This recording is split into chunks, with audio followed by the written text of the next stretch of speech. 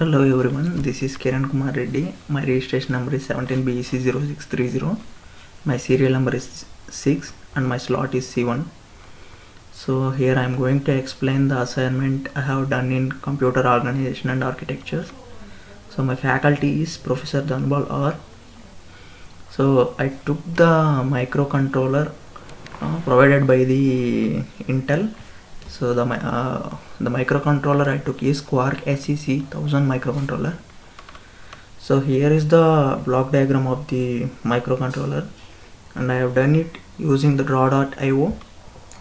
So here you can see this is the raw.io and this is the block diagram that I have taken. So if you can see, we can change everything whatever we want. So and I have done it on my own. So now this is the CPU block diagram.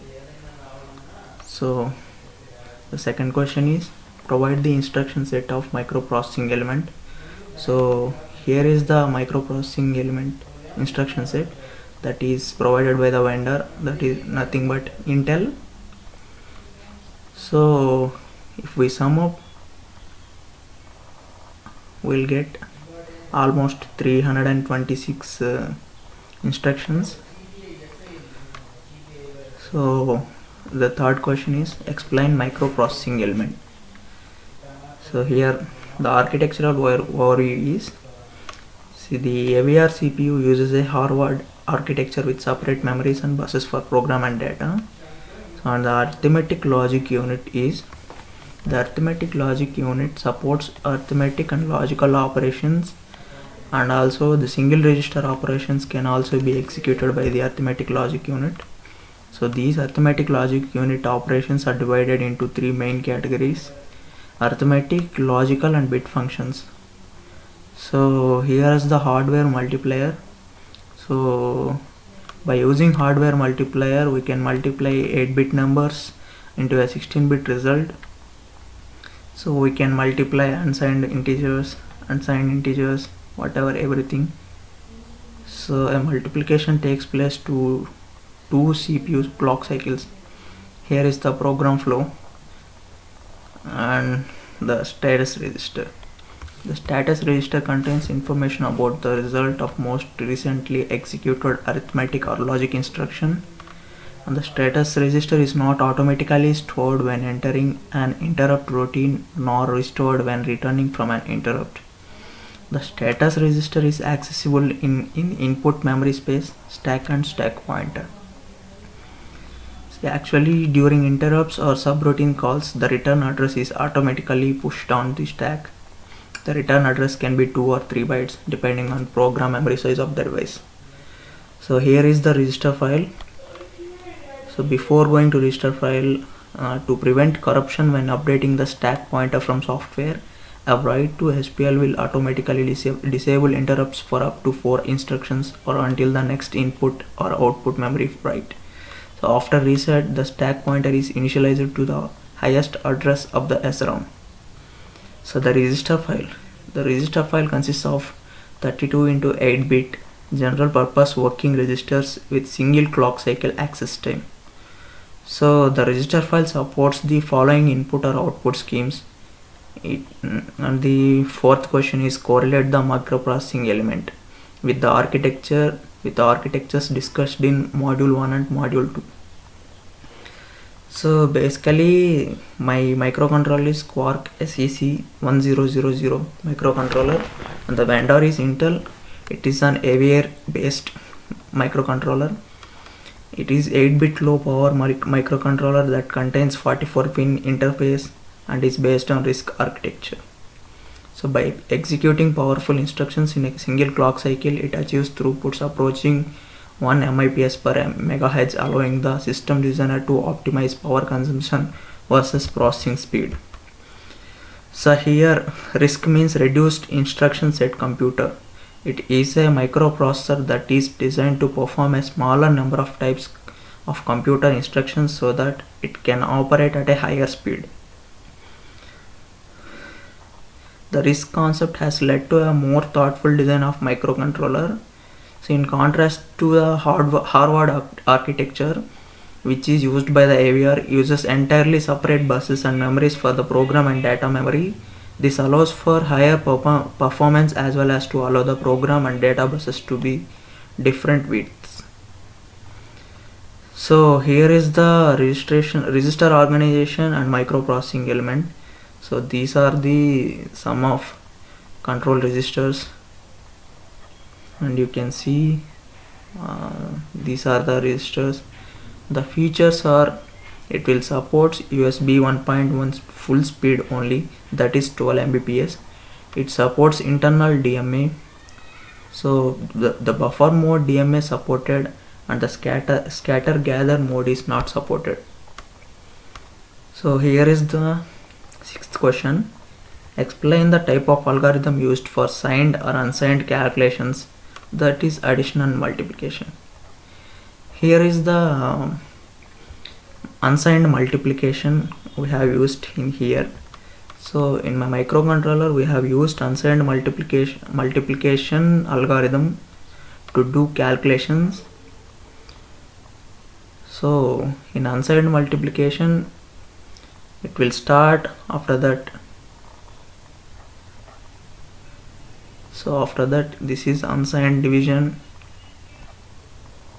So in unsigned division, after unsigned division we are using restoring division. So the seventh question is, what type of control logic unit used and correlate its performance with the type of control unit in module 3 in the COA syllabus. The control unit monitors the TWI bus and generate responses corresponding to settings in the TWI control register. So the control unit is a component of computer's central processing unit that directs the operation of the processor. It tells the computer's memory, arithmetic and logic unit and input and output devices how to respond to the instructions that have been sent to the processor. So here is the next question. Explain the memory management system in the processing element selected. List its addressing capabilities. So memory mapping technique followed. Find the advantage of memory design and management techniques over the concepts given in module 4 in COA syllabus. So the memory management system is AVR memory management we are using here. The AVR microcontroller's memory is divided into program memory and data memory. So the program memory is ROM, that is used for permanent saving program being executed, while data memory is RAM, random access memory, is used for temporarily storing and keeping intermediate results and variables. So the program memory is nothing but ROM read only memory that is used for permanent saving program that is being executed. So data memory is nothing but RAM. So in RAM it consists of RX space, input output memory, extended input output memory, internal SRAM. So the RX space consists of 32 general purpose working 8-bit registers, that is from R0 to R31. These registers have the shortest access time, which allows single cycle arithmetic logic unit operation.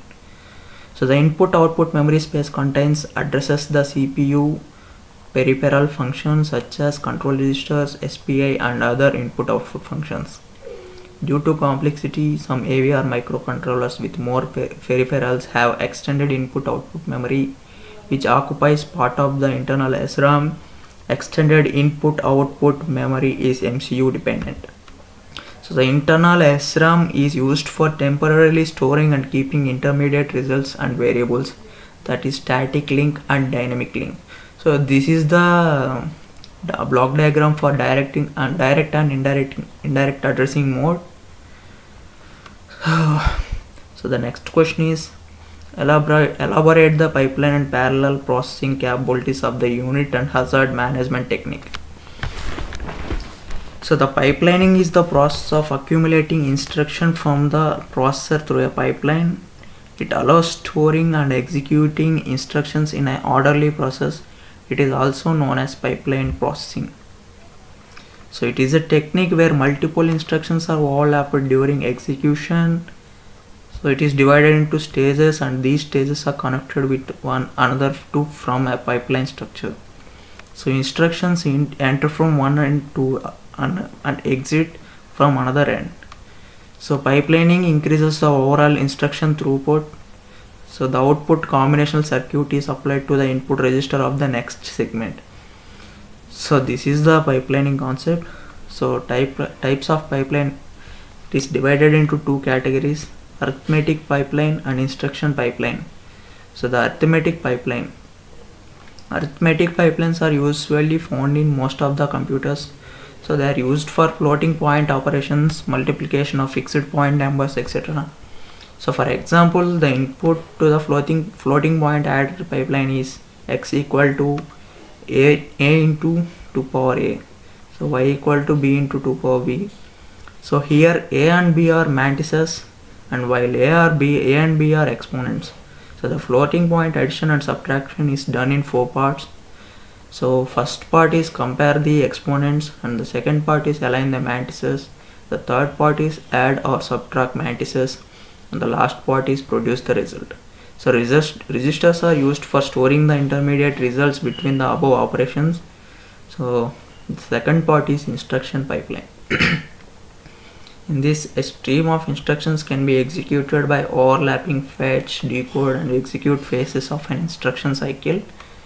This type of technique is used to increase the throughput of a computer system. So here, how to find hazards?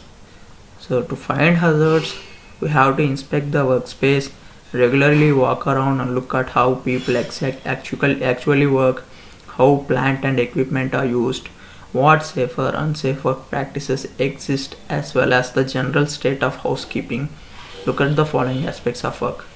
So the second one is physical work environment. The third one is equipment, materials and substances used, and so on. The last one is information can also be sought from Workplace Health and Safety Queensland, so industry associations, unions, technical specialists and safety consultancies. The step 2 is access the risk. Once a risk has been identified, a risk assessment should be conducted. So a risk assessment involves examining the characteristics of hazardous manual tasks to assess whether the forces, movements and postures undertaken by the worker increase the risk of MST. So the step 3 is control the risk. The ways of controlling risks are ranked from the highest level of protection and reliability to the lowest, which is known as the hierarchy of control. You must always aim to eliminate the hazard, which is the most effective control. See, example for elimination, it is the automate the manual task to deliver goods directly to the point of use to eliminate multiple handling. The step 4 is review risk control. So control measures that have been implemented must be reviewed and if necessary revised to make sure that they work as planned and to maintain a work environment that is without risk to health and safety. You should review control measures. The control measure is no longer effective, a change that is likely to give risk to a new or different risk.